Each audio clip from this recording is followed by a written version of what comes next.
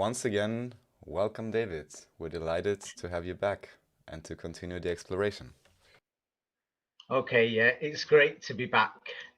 Now, a major thing that Professor Anatoly Fomenko pointed out was this. He basically showed evidence, and many people cannot read the thousands of pages, but he showed evidence that ancient Egypt didn't exist, ancient Rome didn't exist, ancient Greece didn't exist, and that ancient Egypt was a civilization in the Middle Ages. Yes? Have you received that? Mm-hmm. Yes, so now let's go through the Middle Ages. Yes, now the thing is, this is going to be difficult to understand. So the thing is, I'm going to give random things this time and then we'll put all the pieces together. So now the Jesuits, when they were formed, they were basically formed as a military order. Many people don't realize this. Many people think that they were just scholars, monks, and everything. So they were basically based on a military line. Same like there's the CIA. The CIA has offices. People are sat there, engineers out in the field, spies, everything, the military wing. So it's like a total organization. Yes. So that's what the Jesuits were. They weren't just writers, students, monks, everything. So here you go again. And it was set up by, they've just given the name Pope Baal, yes, or Paul III. So now when people think of this, Paul III, they think, it's going to be Paul. But that wasn't his real name. So now we're told it was set up by a guy from Spain. Yeah, and they've given him another fake name, Ignatius or something Yeah, like right. this. That Ignatius Loyola, they've yeah. given these crazy names like Augustus, Julius, but we know that they're named after monks. Yeah, and this is very well known. Here's the National Catholic reporter that the Jesuits were a military order. It is not something that it's a military style structure and it's a military order. In fact, what do you call it? Yes. And the thing is, their mission was the total world. That's why the Jesuits went all over the world. They opened schools, yes, and other things. So the schools were part of the brainwashing system, yes.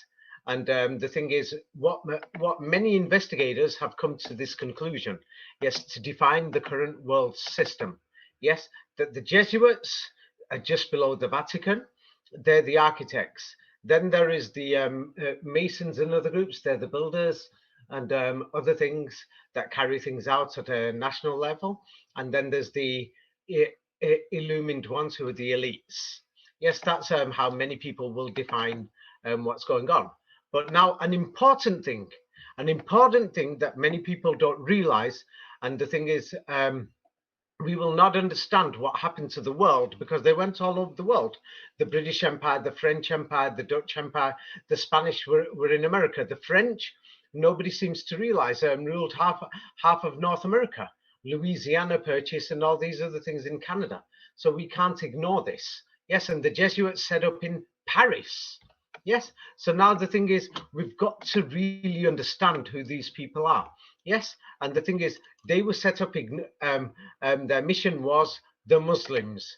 Now, this doesn't make sense when they're going to Japan, the US and the Canada, Brazil, Mexico. So many people, somebody's put a comment on saying, hey, David doesn't mention the rest of the world and he's Eurocentric. Now, the thing is, we are not going to understand the world without understanding Europe, because it's these European colonial empires that had something to do with what's gone on in the world. So now the thing is, here it is, from Catholic papers that it's too hard to hide.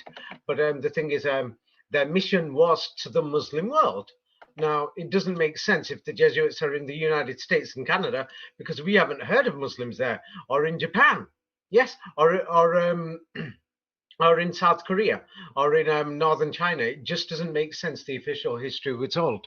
Yeah, and then we made a video before about Japan, showing that strangely it's got a Muslim culture, but we can't seem to find the Quran. So it means that there must have been a time when the Quran wasn't being memorized.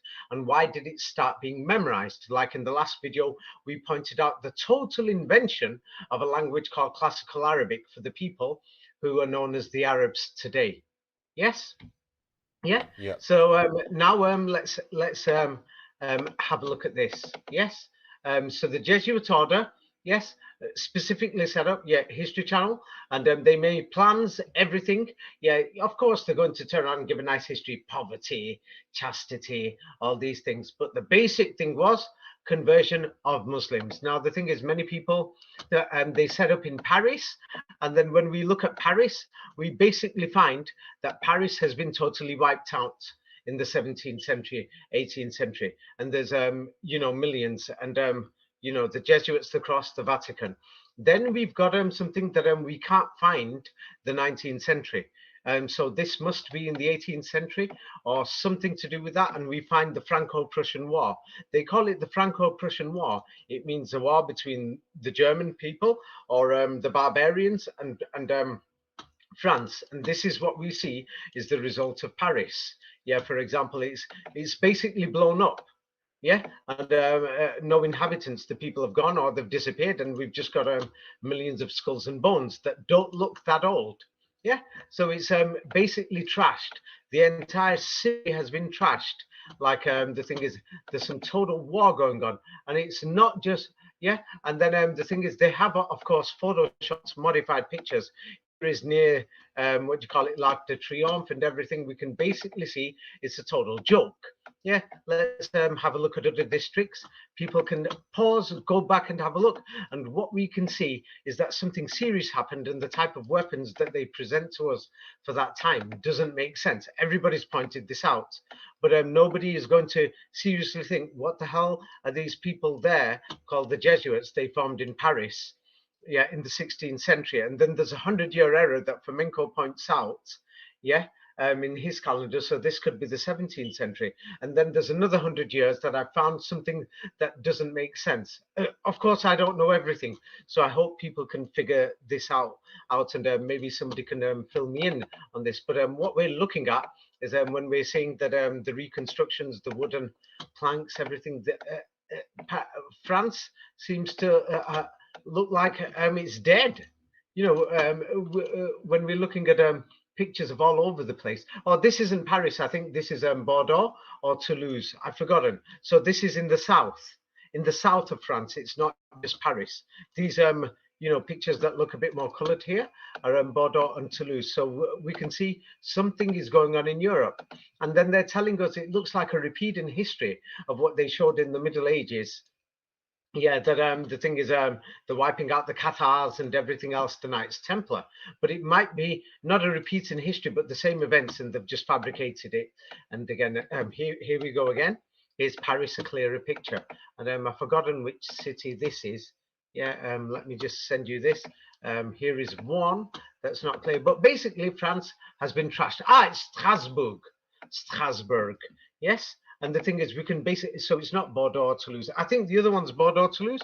But basically, the message is France has been trashed. So, and just to be Yeah. clear, in official timeline, this Franco-Prussian War is known as the War of 1870.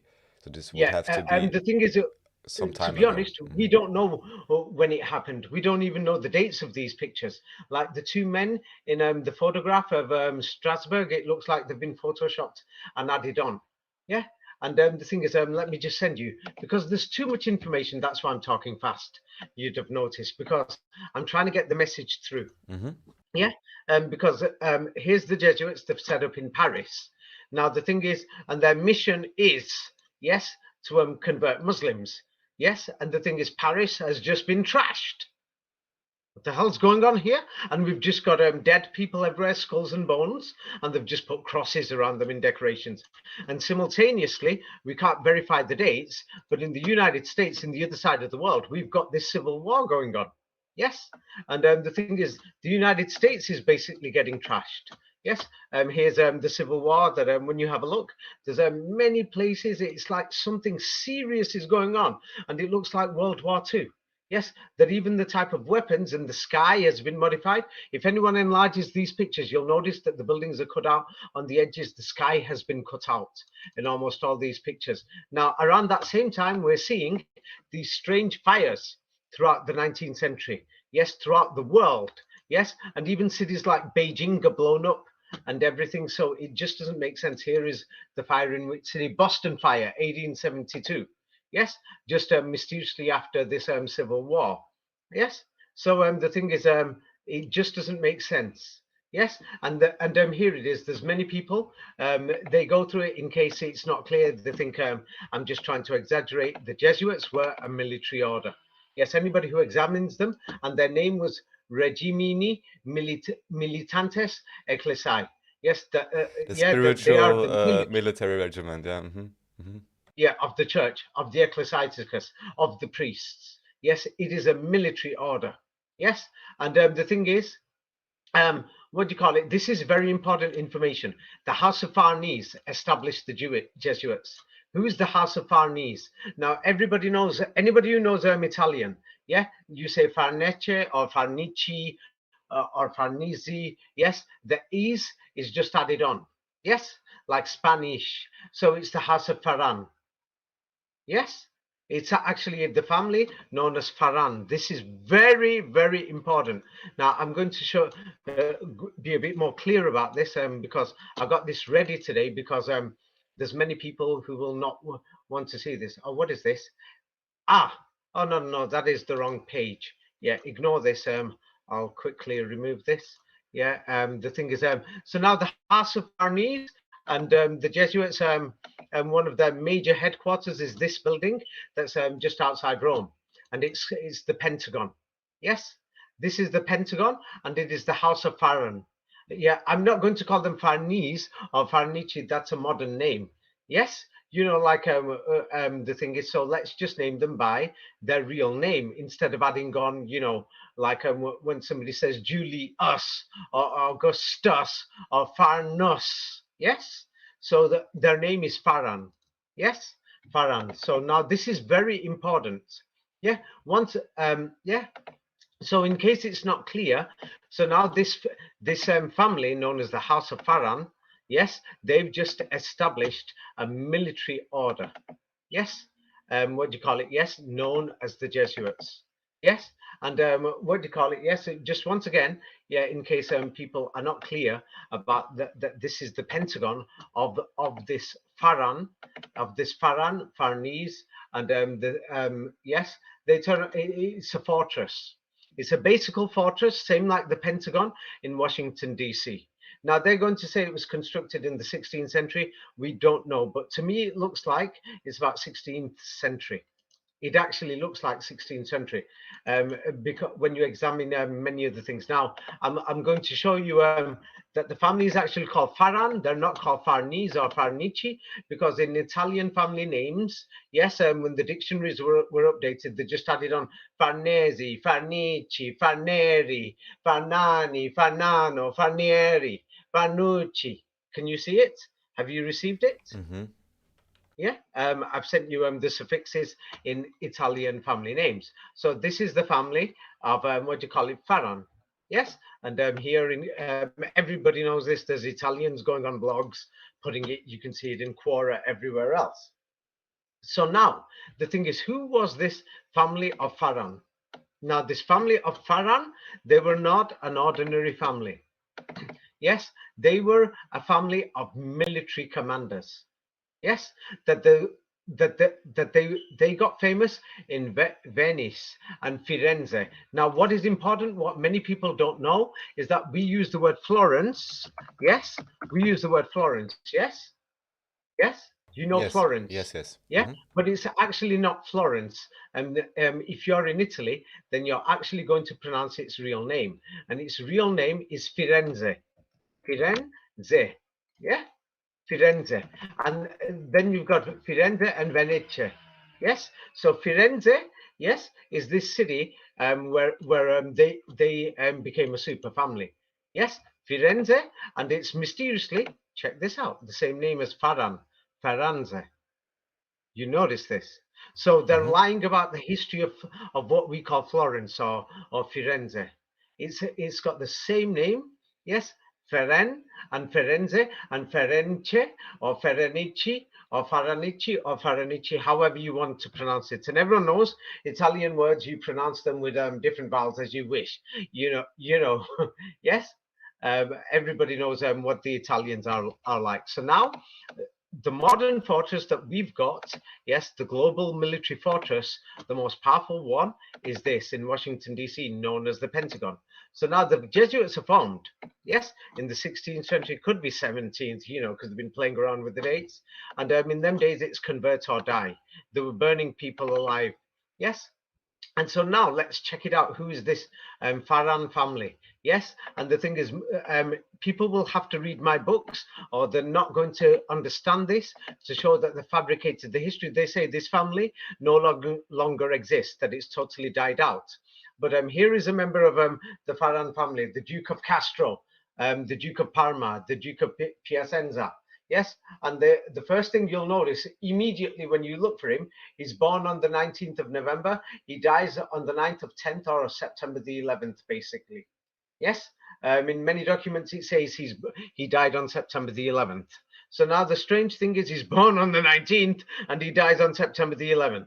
Yes, Yes, and this would have been my yes. first question if they maybe are just a cover story as well. Yes. Now, the thing is, Napoleon Bonaparte, the official character that they've shown, doesn't seem to exist in history.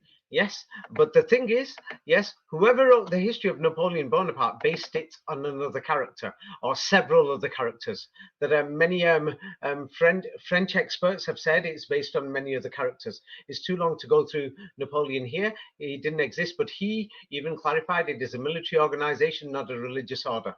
Yes. And the chief general of an army. Yes, it's nothing to do with religion. Yes. Now, the thing is, I mentioned before that Napoleon is suspicious. France, Paris, they're all dead over there, all these buried and the things. But it's a long story. But anyway, let's continue with this Pharaoh family.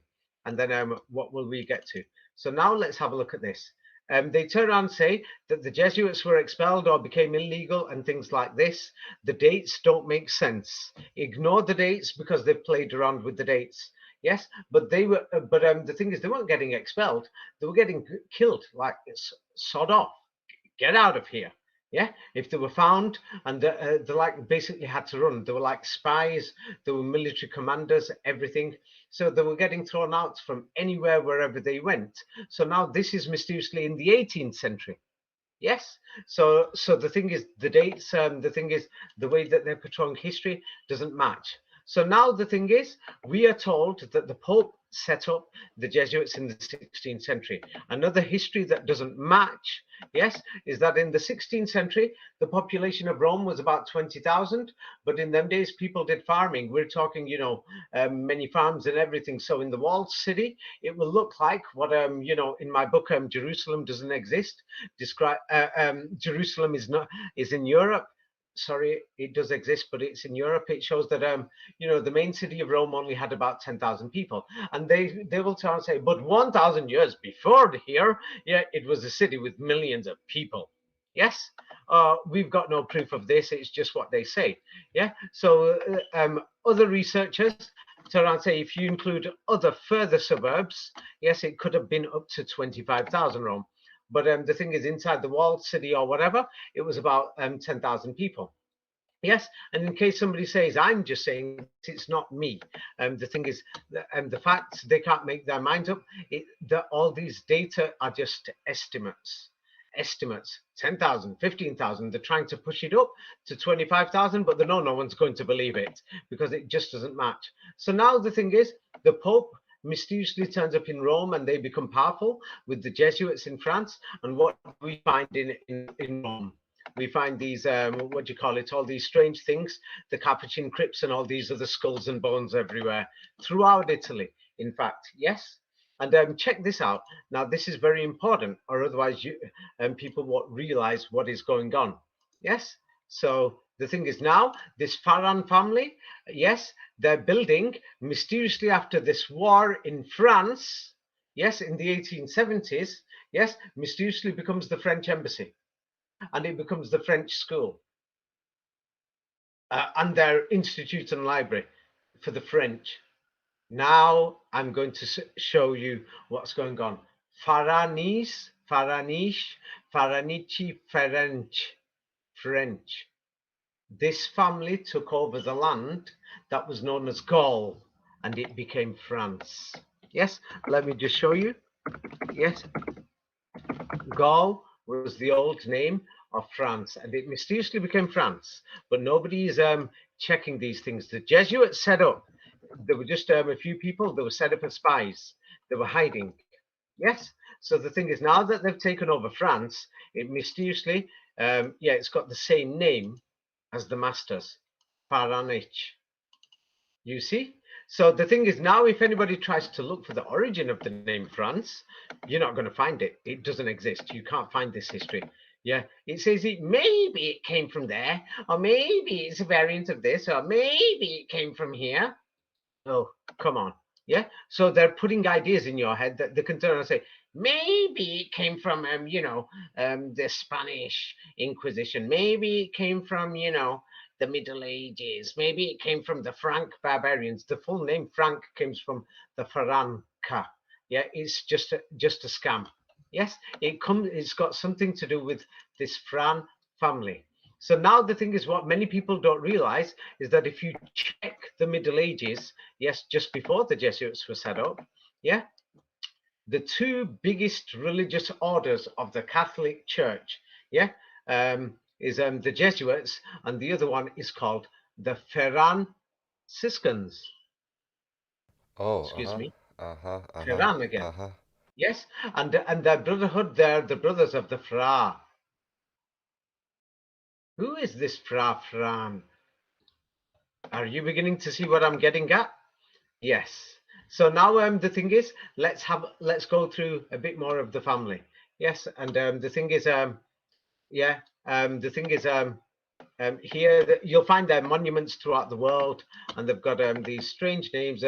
What do you call it? The Faran Arch or Faranese Arch, built by Alessandro. Yes, Farnese. All these names and everything, they've been fabricated to actually hide the history. Yeah, because another thing, you look for this family history, they'll say they died out by the 18th century or something. There's no more descendants. Nobody's left. You can't find them. Yes. Yeah. So now the thing is, what do you call it? Yeah. I'm not sure why I've got this, but I had it ready. But um, the thing is, these people, they had palaces, everything. But anyway, this family, the Faran. Yes, you could see they spell it differently. Fran, Firan, Fran, Fran, Fran, Fran. You can see, yes, Faranese Palace. Yeah. So that's probably why I had that last one. Yes. The last one, yes, I had it because they keep changing the spelling, you see, because eventually Mm-hmm. they're going Mm-hmm. to modify it. Yes. So is this family called Fran or Faran or Faran? So it's actually the same word. It's just pronunciation. You know how Italians pronounce things. Yes. So now, who is this family? Yes. And let's check who this family is. Yes. And anybody who studies the European history, no matter how much they hide it, yeah, many students have said the Farnese family were the protagonists, or they were the most important family of European politics and culture from the 16th to the 18th century. And then after this, we've mysteriously got the mud flood. We've got cities destroyed. We don't know what the hell is going on. Yeah, that we can't find the 19th century. All these buildings that are buried. Let me just send you examples of the mud flood, because the thing is, many people will think, what is the connection? So we can't find the entire 19th century, and we could just find buildings throughout Europe that are just buried, and we don't have an answer for it. Yeah, and this family has disappeared, and they came to power in the 16th century. Yes, 15th, 16th century, and then they totally disappear after the 18th century. In the 19th century, my book Napoleon does not exist. This mud flood is explained in my book Mud Flood, and this is very important. You know, many people will think it's not, but it's very important. Yes, that people have a look at. Napoleon didn't exist. It goes through the entire 19th century. It's just a total invention and a total fabrication. Yes, it's because something to do with the number 19. So now the thing is, this family has mysteriously disappeared. They were the number one family that if anybody is having a look through it. And what were, now let's go through this family, that if anybody studies them during them 2-3 centuries, yeah, that maybe lengthened the years to match the fake long history. But what they were known is that there were politicians and soldiers within their family, generals. the military generals, and they are the dynasty of the popes that mysteriously turn up in the 15th, 16th century. This is exactly what Professor Anatoly Fomenko has said, that the popes, all these people, they were just military generals, nothing to do with a religion. They were military generals. Yes, Hmm. and what do you call it? Yes, the thing is, I'm not sure. Yes, here. So now have a look at this. As you'll notice, people spell it in different ways. What does it say here? What do you call it? Rome adorned the. How do they spell the name Faran in this word here? Have they spelt it? Firan. Have you noticed? Yes. Yes. Yeah. So they're spelling it different. Faran, Firan, Firan, Faran, Faron. You see, but the thing is, it's the same name depending on pronunciation. So now another strange thing is, yes, so now the British have invaded India. The Spanish have invaded South America. Ignatius of Loyola is supposed to be Spanish. This is all happening in the 15th, 16th century and 17th century. Yes, Holland has been invaded. There's the wars of the Reformation and the Protestant wars. They were protesting against this Faran family. Yes, and then we've got the Inquisitions in the United States, in Canada. I'm going to send you all this now, because many people are saying he's not focusing globally, he's Eurocentric. I'm not, because if we don't understand what happened here, we're not going to understand anything else. So now, when the British, Spanish, and Europeans invaded India, Pakistan, Bangladesh, Iran, Thailand, Burma, everybody called them the Firanka, or the Firan people, that their leader was Firan. Isn't this strange? Are you beginning to see what I'm Yes, getting and I at? just have to point out what you just sent with the Firangis of, even here it says Ferengi. I wasn't aware of that. This term means foreigners, but that is also Now, that's so also a race now, in Star Wars actually. Sorry, in Star Trek. That's a yeah, race because actually. Yeah. Hmm. I'll go through that next time. I really don't want to get distracted. Another thing is, so now the European word in most European languages, foreigner, where did it come from? What is the origin? They're going to try and tell you it's a Persian term. It's a Persians, Faranisi is the foreigner, no? excuse me? A Faranisi is the foreigner, or a follower of Faran Now is the you are foreigner. beginning to see it. Ferran, him and his army, the Vatican invaded Europe. This is what I've been saying for a long time. Fomenko has even said it. They invaded Europe. They took over. That's why everyone said the foreigners are here, foreigners. And they use the same word that you can find. They're going to say it's a Persian term because they invented classical Arabic.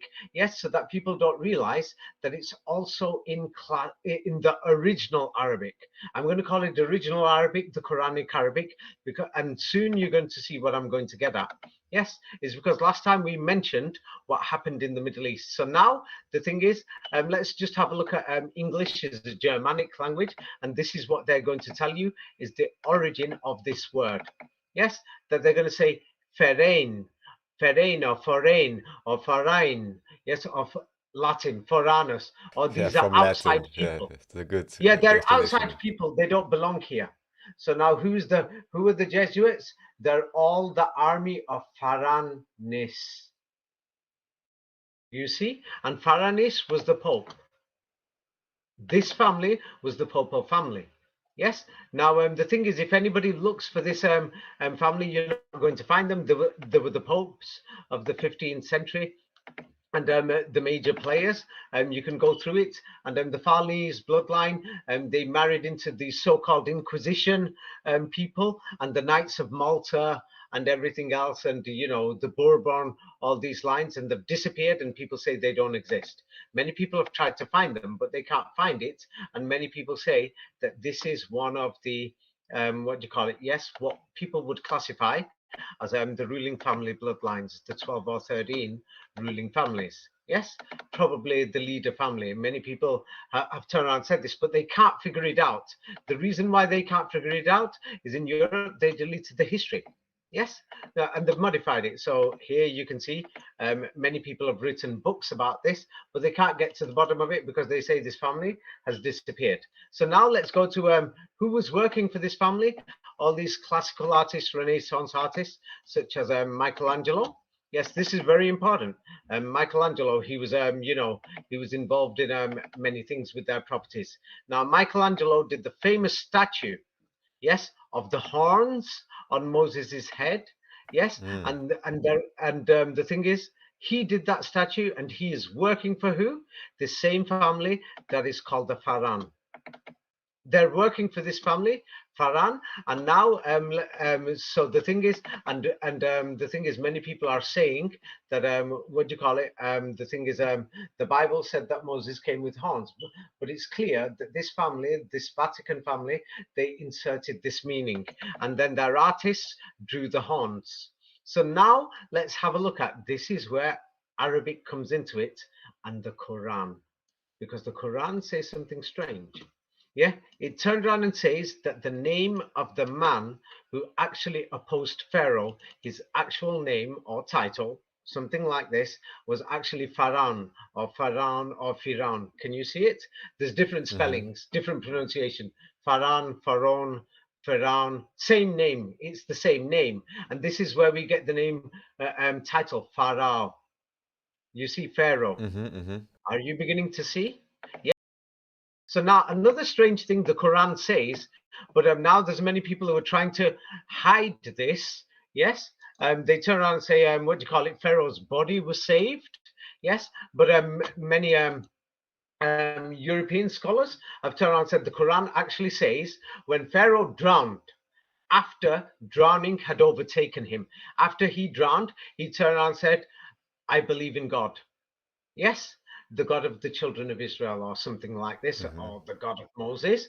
And then after this, Pharaoh was saved. So now many people will say he was saved in the body or something. But this is actually, I didn't mention it last time. Yeah, many people seem, if anybody thinks I'm trying to say, whoa, the Quran is a super book. No, the Quran is not saying anything new. It's trying to say this is actual history. And if you go out there, if this history is true, you'll find it. This does not mean that the Quran is like some super book. It means, yeah, this history is true. And the Quran also mentions it. And yeah, that's all it is. So now let's go through Pope Baal or Pope Paul the Third. And what do we find? Pope Paul the Third, they've just given him some fake name, but he is actually, yes, the, what do you call it, the military commander, Alessandro Faranes. Faran. And notice his name is named after Alexandria. Alexander. Mm-hmm. Yes, and he is credited with the fighting the Reformation or Protestants, or repeating history of the Middle Ages of fighting Germanica and the barbarians, and fighting the Holy Roman Empire and the Crusades against Germanica and the Holy Roman Empire. And notice who he is. His name is not Paul. They've put this there so that you don't realize. His name is Faran, or as the Quran will say, Firaun. And the Quran mysteriously says, this Firan, God saved him. Now, I'm not saying it's the same person. I'm saying the name is mysteriously the same. Yes. Mm-hmm. Now the thing is, this is very important, because the thing is, now mysteriously, what happened immediately after this guy became pope, and Rome didn't exist, and now they've seized Rome. By the way, I forgot. I think it's his son, yeah, invaded Rome and took over. It's a small village. We mysteriously have the wars of the Reformation, Protestant revolts, Knights revolt, German peasants revolt throughout Europe. 80 Years' War, French wars of religion, 30 Years' War. It's a Mm-hmm. total disaster. It's like hell. It's like the apocalypse. Like Fomenko turned around and says that some type of apocalypse or something was going on in the 15th, 16th century. Yes, Fomenko does give a reconstruction. And notice when he gives a reconstruction, he never says it's final, and he puts question marks there, but he does show that the history is a lie. This is very important. Yeah, I try not to provide any reconstructions, because the thing is, I leave it for people to know. So now, at the same time, this is an example. Now, this is very important. So now, what happened during this period of this Pharaoh, yes, of this Pope Pharaoh, Firaun, if the Muslims want to say it, how they pronounce it, Pharaoh or Firaun or Feraun or Ferengi or Foreign, while these people were there, yeah, they're going to say 80,000 people were burnt alive just by the witch trials. Then there's other things. People are just getting burnt. We've got skulls and bones in churches mysteriously turning up around this time. What the hell is going on? Who is this Pharaoh? He's burning people alive. Yeah. And then what do you call it? Yes, let's go global now. Yes. So now at the same time, the Jesuits are in Mexico. They're burning thousands of people alive. They're burning them. They're burning them. Yeah, what the hell is going on here? When I say Jesuits, I mean the Jesuits, their armies, the rest of them. They're doing this throughout the world. The Philippines is invaded everywhere. So now Ignatius of Loyola, he was from Spain. So now the strange thing is, many people don't check this. The Spanish Inquisition, they always say Spanish because they don't want you to realize Ignatius and the Jesuits, he was Spanish. That's all. So the Inquisition was in North America and Canada, United States, Mexico, Argentina, Brazil. It was everywhere. This Inquisition, yes, of these people going around burning people alive and doing whatever they want, rape, murder, torture, it was global. Yeah, this is a global war. So now I'm not being Eurocentric.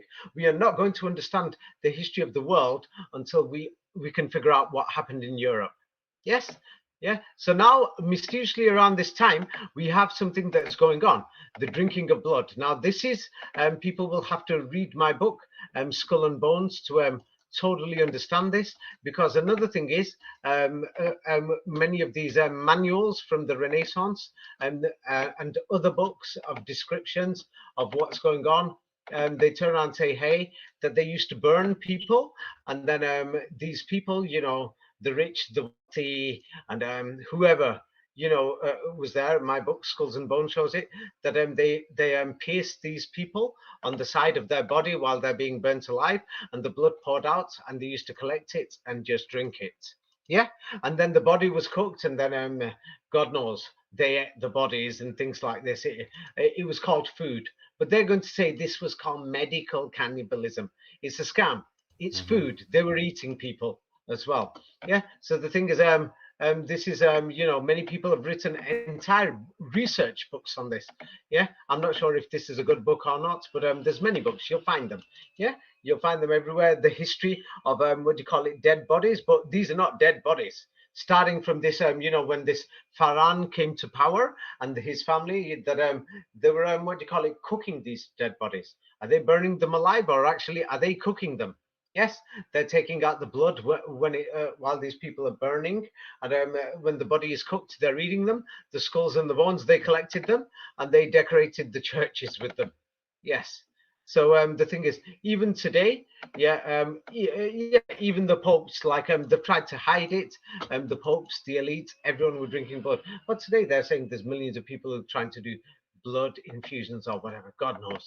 Yeah, and because they want to live longer. But anyway, the thing is, it is well known that what do you call it?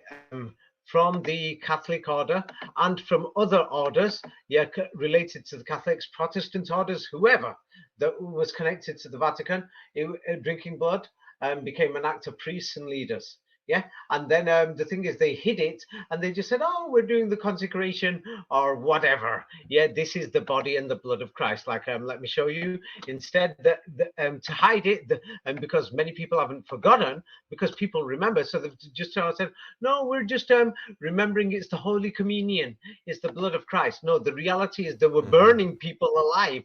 They were drinking blood, man, bloodsuckers. That's what they were doing. So now another thing is, yeah, so the Jesuits were in America. They dropped, when some of them grew old or they lost things, they were fighting people. They always had these rings. Yeah, here's an example. You'll find them in many sites across America, and you'll notice that they always had French writing, not Latin writing. They were connected to the French. Yeah, and they found large numbers of them, not just in America, but we're talking, India, China, everywhere.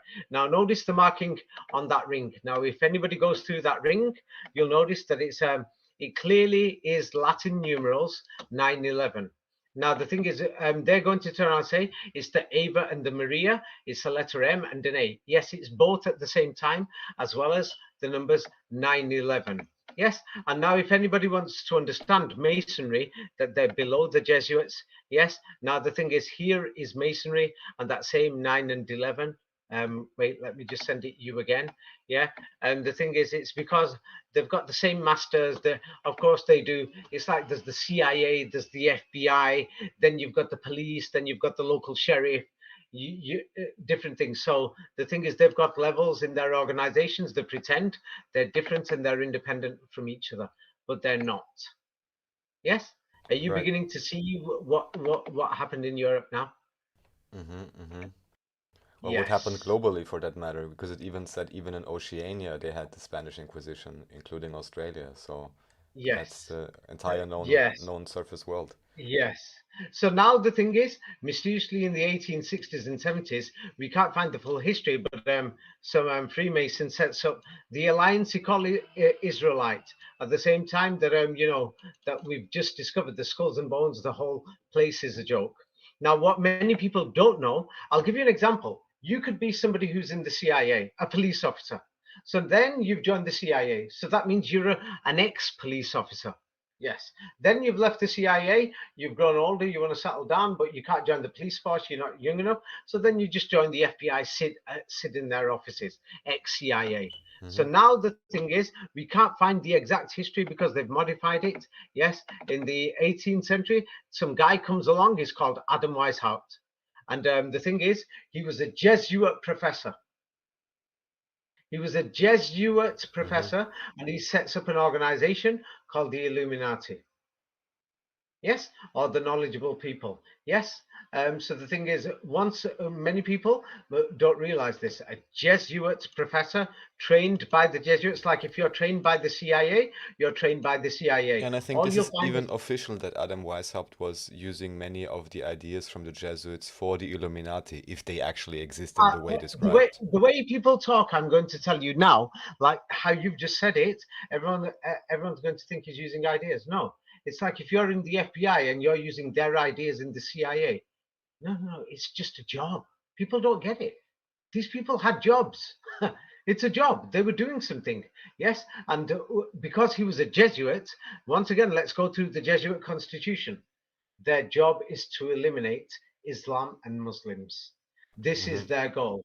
So now, if Adam Weishaupt is a Jesuit professor and he set up a new organization, yes, a Masonic organization called the Illuminati, which was clearly a Masonic organization, but then they tried to give it titles that nobody's going to understand anyway. A quasi this or a semi-autonomous Yeah. Masonic. Yeah, it's just garbage. The thing is, he's a Jesuit. Yes, he's just got a new job. Yeah, it's like I've given you a new assignment. You're in the CIA. I want you to Yeah, set up a like new make up a new organization. branch office. Yeah. Hmm. Yes, that's it. So the thing is, let's use modern terms. So now the thing is, they've done it. So now Freemasonry, notice, yeah, it's called Free or Pharaoh, machinery, the machinery of Pharaoh. Are you beginning to see? Really? Okay. Yes. I just know There's more in things. French they say franc-maçonnerie, so that's already close to French, and then we would already be at Yes, Faranese. Pharaoh, Franc-maçonnerie, they say in French. Yeah. free. Yes. So they've just invented it and said the word free now so that people think it's free. They can't figure it out. It's because the thing is, in England and America, Canada, and other places, people realized that the word was Pharaoh Masonry. So then they just said, it's Freemasonry, to keep you thinking, baffled. Yes. Uh-huh. But once you connect all the dots together, that they're called, Ferraniskans, Ferengi. They're foreigners. They don't belong in Europe. They invaded Europe. Yes. So now the thing is, yeah, yeah. So here the thing is, if anybody wants to check, yes, he was training people. That's how he was a professor for the Jesuits. That's how he could set up the Illuminati, a branch of Masonry, because he was a professor. He was an expert. Yes, Adam Weishaupt. Yes, in the But Illuminati. is So your they are working working. hypothesis now that Weishaupt was a real individual, or we don't know? Now, let me explain to you. Many of these individuals. Now, the thing is, they've changed many of the names. Some of them they've kept because if there's too much evidence, you'll keep the names. Then the thing is, you'll try to modify the stories, like, was William Shakespeare gay? We've just found new evidence, this and that, etc. Or we've just found out William Shakespeare's original name was like this. There's documentary evidence, things like this, to confuse people. You see? Yes, so that's Hmm. what they do. So now we know somebody set up the Illuminati, this Masonic organization, but let's not ignore the major fact. He's a Jesuit professor, and he's trained with the objective to eliminate Islam. So what does that tell you about Masonry now and Freemasonry and the Illuminati? Well, at least it What does this explains why they would have such great interest in creating all the modern Islam sects and so on to Yes, completely destroy the heritage of whatever it may have been back yes. then. Yeah, and another major thing is because masonry is global. Yes, everybody thinks this, that, everything. But the more you look at it, the amount of Jesuit involvement in the foundation of masonry and everything else, then it turns around and shows you that their number one opposition and enemy must be this Islam or Muslims, original Islam, Hmm. whatever it was. So this is why this is another reason why, because I can't do this myself, and I can't. I've not managed to figure everything out. So that's why many people, after they read my books, I advise them read the Quran if you make any breakthroughs. So this time next year, there's about 1,000 people just on my Facebook. I'm going to ask them and get together their opinions. It'll take me Great. probably another year. Hmm. Yeah, so that then I can figure out what any things that I might have missed. Yes, or anything, because they are going to have an independent mind, not from this modern Islamic background. Yeah, because I mentioned last time, yeah, there's about 1,000 people. I noticed somebody commented. I said, "Oh, David's done a good job. He's brought people towards the Quran." I'm not doing this because of religion. I'm doing this because one, I want to get to the bottom of history, as well as another one that I'm hoping that it will make a better world. Yeah, Hmm. I'm focusing on history now. This is my objective. Yeah. Well, anyway, let's move on to this Pharaoh family, or this Pharaoh family. So now, what do you call it? Yes. Let's go through these Jesuit churches. This is their major headquarters, and this is a video. People will find it on YouTube. This has been made by a Christian evangelical organization. Yes, and they're going to turn around and say the mother of the Church of Jesuits, and the name outside is the Pharaoh family. Yes, and as you've noticed, they've added on the Latin or the Greek Hmm. Esius, Farnesius. So the truth is, this is the Pharaoh family. Firan family, or whoever. Yes, and it's a bloodline that anybody who studies these Illuminati or these top family, 10, 12, 13, 14, 15 families, they're going to find this family is somewhere at the top of it. Yes, and so now this is a Christian video, so of course they add Christian propaganda. But what they don't realize is that the same family, Faran, that is linked to Pharaoh, or Firaun of Egypt, according to the Quran. Yes, and they're distributing these New Testaments about Jesus Christ's life in this. I'm not And going to just because divert. I'm interested myself to come back to this, can you briefly explain now why Moses has horns? Uh, Because I don't think we got to that yet. because of the Vulgate Bible. Yes, don't worry. It's in the Vulgate Bible, and the Vatican inserted the translation that this word means horns on your head. Yes, for the translation of this one here, and they translated it in all the European languages, saying that this word Quran in the Bible actually means horns. Yes, Yeah, but Moses. why would the Farnese, if I understood it correctly, why would they give Moses horns? What is the reasoning behind this? The devil. Simple. Yes, Okay. yes.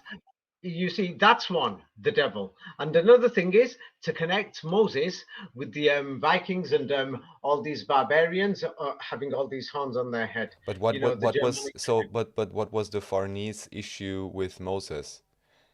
Just because he's a Pharaoh. symbol of the This opposition? story is in the Quran. This story is in the Quran. Yes, Firan, because the Quran gives a different story compared to the Old Testament. It doesn't mention Ramesses. It turns around and says that the guy who was the enemy of Moses, yes, the enemy of All right. Moses was Firan. So then you see that this Pharaoh family in Italy, who become the popes, the military leaders, they are the army, they are everything. What they do is that their enemy, which is Moses, they've turned around and basically said is the devil has got horns on his head, or they are the opposition. Mm-hmm. Yes, and that's why they started killing all these people that they've given the title today's history books, Jews or anybody who believed in one God. Yes, so the thing is, this does not mean the modern followers of Judaism, because there's different types, and then the or the modern followers of Islam, because the Bible we mentioned in other videos, people will have to read my books or to show that in the Old Testament, it basically goes through after the first 5 books, it goes through the history of the Middle Ages and the Renaissance. It was still being updated in the 18th, 19th century, and all this information that Muhammad is mentioned multiple times, and the wars that happened in Europe of these Mohammedans or these Mohammedan Huns. It's in the book Jerusalem is in Europe. It will be too long to divert here. Yeah, unfortunately. Yeah. So let's go back. So now here is what do you call it? One of probably the most major church of the Pharaoh family and the Jesuits in Italy, and it's got their name right outside.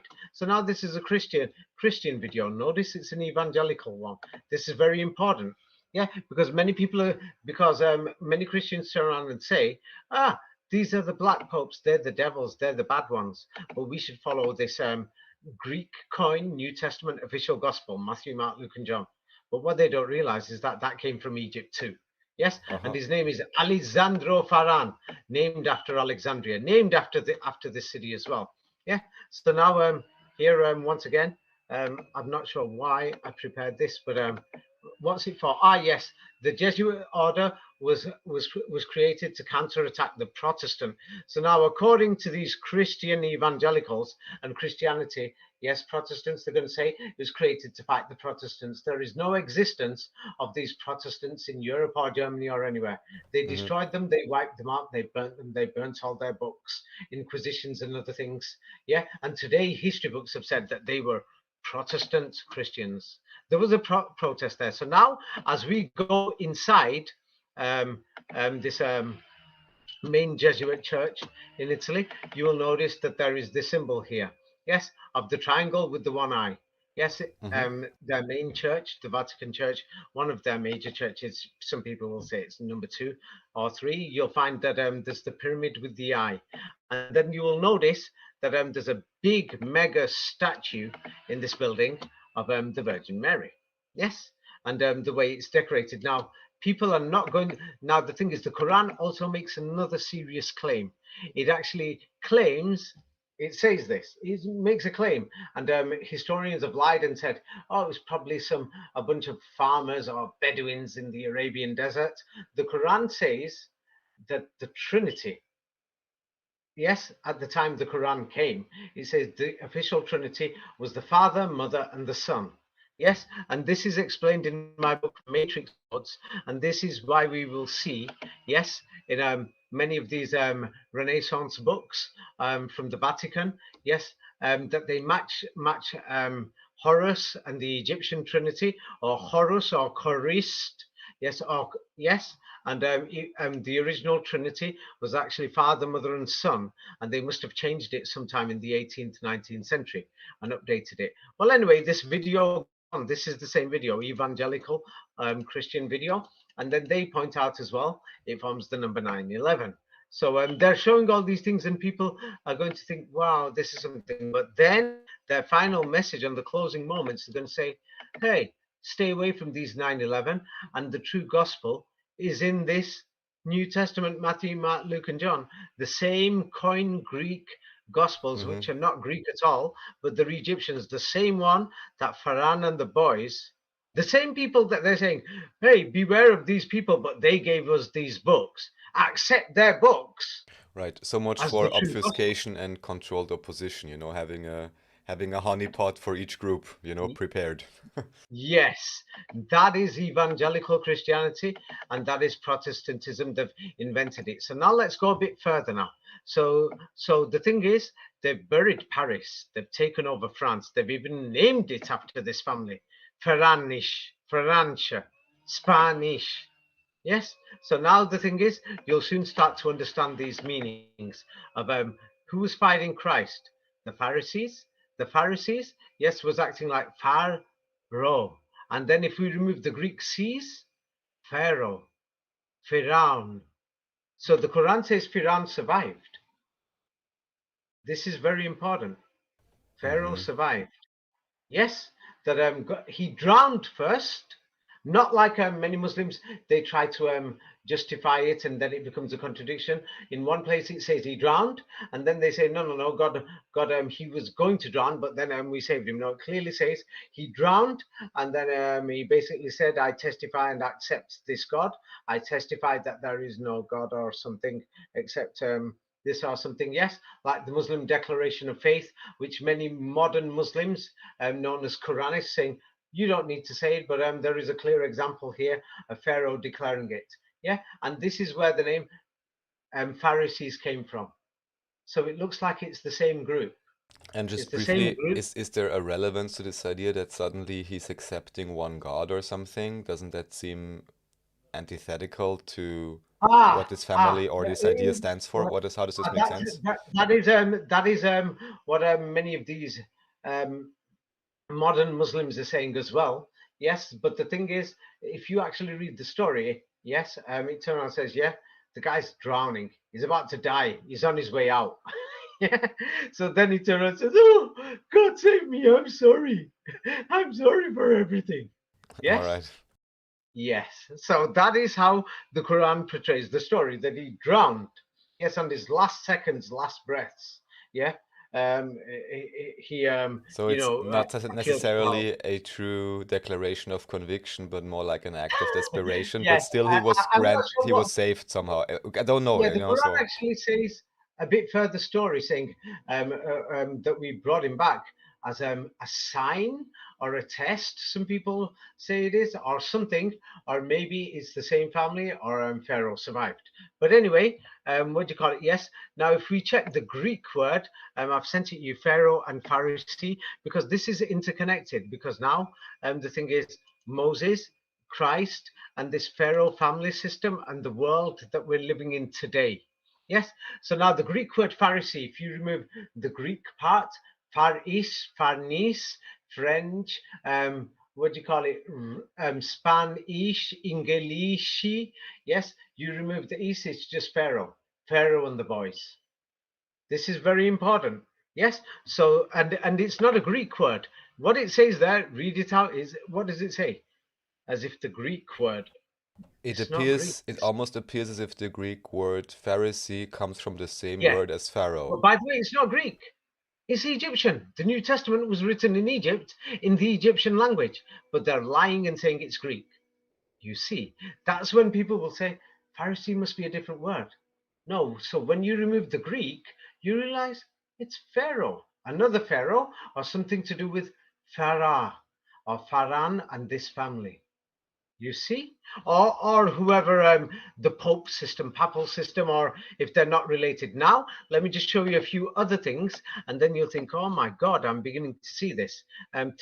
Throughout Northern Europe and throughout the world, yeah, even Protestant churches, many of them are known as parish churches, para. Right, right. Uh-huh. Yes. Now notice what it is. Yeah, this is very important. Yeah, that why does Louisiana have parishes, not counties? Eh? Uh-huh. Louisiana in the United States. So now, according to official history, the French ruled this place, then the Spanish ruled it, or the Spanish ruled it before then, and then other things. Yes, and then the United States had the Louisiana Purchase, yeah, when Napoleon was ruling, or it was the territory of the French of Iran. Now, this is very important because nobody, not many, I don't think anybody in the world has noticed this connection, what I'm about to say to you now. Now, have a look at this. Yes? Yeah, and then you're going to think, oh my God, this is very big. So now the thing is, these are the lands that the French ruled at the most. Yes, or the Pharaoh in the 17th 18th century. Then there's the Spanish, then there's the English. And notice that they invaded Holland, then they invaded England, and they give the strange dates. The Spanish Armada, 1588.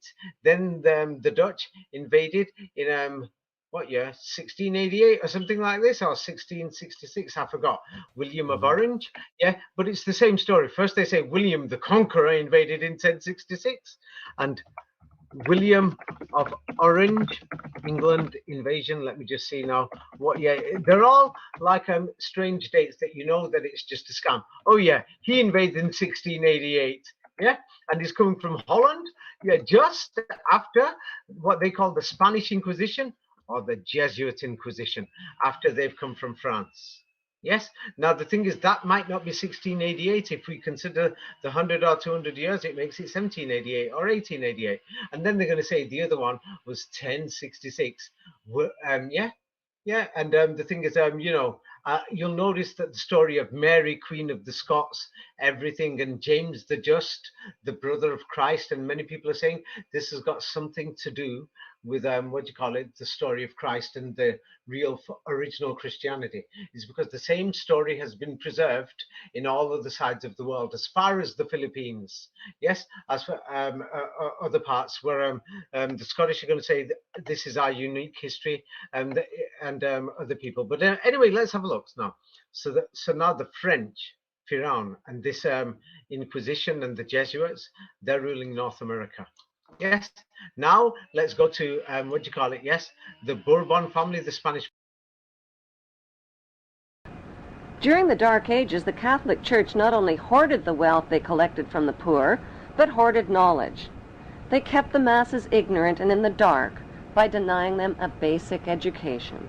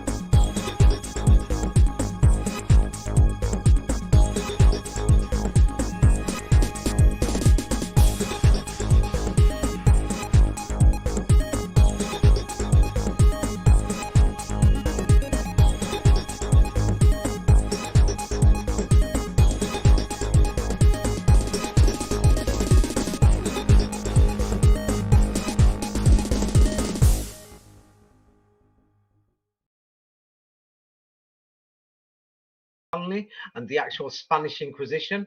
Yes, the Spanish Inquisition was carried out in these territories. Yeah, look at the map and what do you see? What do you see? Basically, the Well, all the occupied entire territory. I mean, yeah, occupied, where people are living, I guess. yeah, everywhere except the Calden regions, or the region that nobody can explain, that they turn around and say the Tatars were still in the north. Yeah, Hmm. that Fomenko even points out that many maps you can't see what's going on here. So now, so as you can see, the thing is, all this history, we are never going to understand it unless if we go through the Quran. So because the Quran is the only one that mentions this Pharaoh clearly. Yeah, and let's just so the thing is, and how many videos am I going to do? So now the thing is, the Quran mentions this story of Pharaoh. So now the thing is, an important thing is, yes. So okay, Raphael. So there's a global war going on. So now all these colonial empires, they mysteriously come out of nowhere, and nobody seems to understand why they've come. And the thing is, we see the invasion of Eastern Europe by the Napoleonic forces, and a land called Prussia mysteriously turns up, and Germany becomes half empty. Many people start running towards Scandinavia, Denmark to the north and to the east. Yeah, because something is going on in France and in Western Europe. We've got all these skulls and bones, and the mysteriously in all the churches. Yes, yeah, Yeah. yeah. So now the thing is, what we know about history is the thing is around the time they came, the global language of communication, yes, is from the Arabic Quran, and the Arabic Quran has got about 400 words. This does not mean this was the only language, and 500 words is not a language. Yes, it's like the basics that people could communicate with all around the world. Because I noticed somebody said a comment saying, "Hey, there's other languages, blah blah blah." Yes, there is. Yes. So Flamenco points out the thing is people were speaking Arabic in Germany side by side. In Russia, many people spoke Arabic, and it was the only language that was used with verses of the Quran, not just in Russia, in Eastern Europe, and they put it on weapons. Now, even all the way up to World War One, people can find it even on eBay. Let me just show you an example. Swords Arabic sale, even on eBay or Amazon or wherever, yeah, that you'll find that European swords are for sale from just before World War One, and they've mysteriously got Arabic writing on, and people have even made videos of these things. What do you call it? Arabic swords, even in Napoleonic wars or World War One, you'll find them that it just doesn't make sense.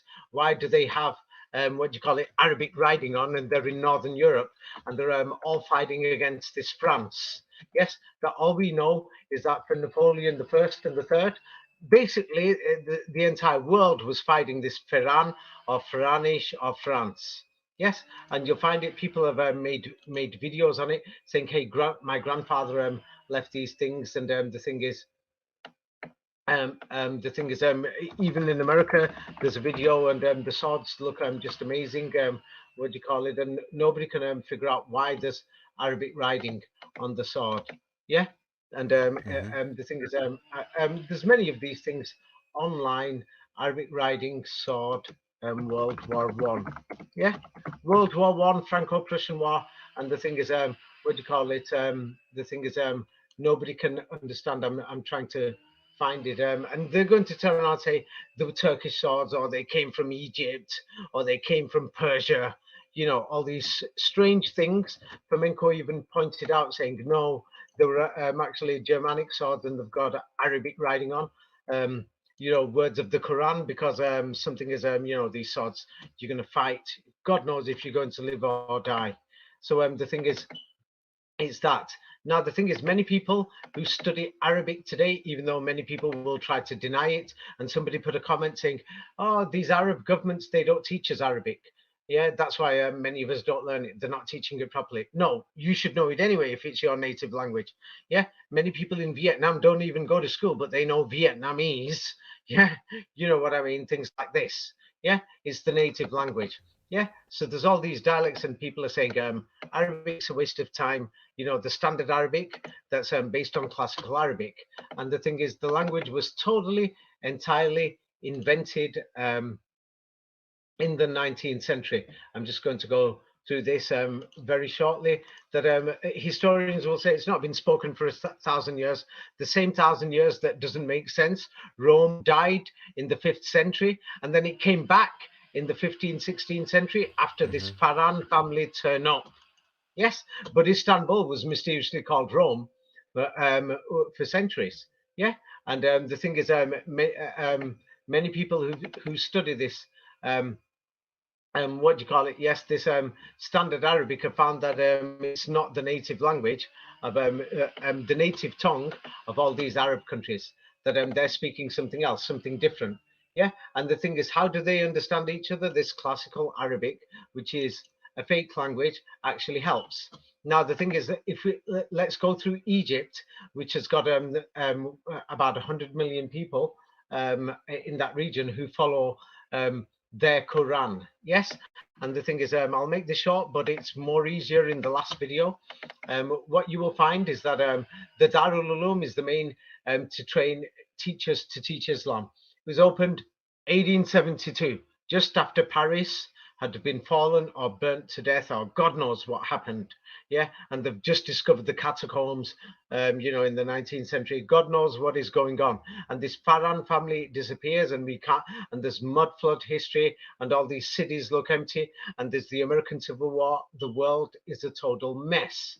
And mysteriously, this sets up in Cairo City. Yes, yeah, so this sets up there. And the thing is, they're training got everybody so that they become religious teachers, civil servants, etc., everything else. Yeah, and where did these students go for the teacher training?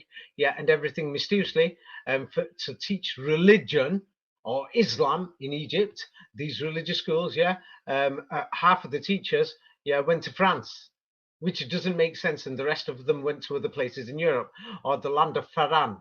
Yes, and Paris Hmm. became the new Jerusalem at the time. Notice Paris is also Farish, Faran, Parish, Pharisees. Hmm. Yes, notice this.